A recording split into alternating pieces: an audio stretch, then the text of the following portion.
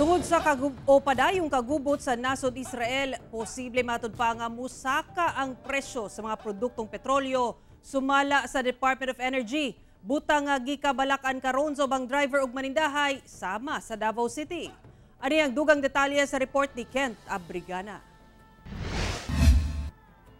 Sa nagpadayong kagubot sa Israel, nabati na ang epekto niini sa world market. Sumala sa Department of Energy Oil Industry Management Bureau. Miusbaw na ang global price sa petrolyo sa unang adlaw sa trading week nga naa sa $3 to $4 per barrel. Sa karon, ginasuta pa sa DOE kung paun sa makaapekto ang pagtaas sa world crude price sa local pump prices.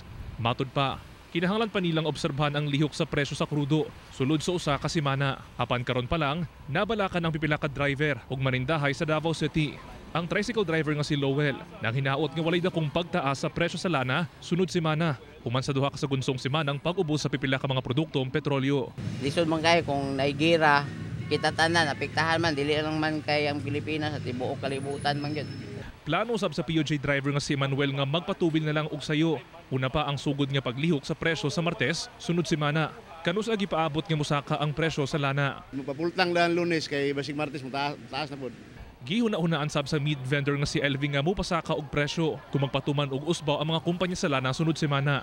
Kami nga manindahay, mingaw mampod.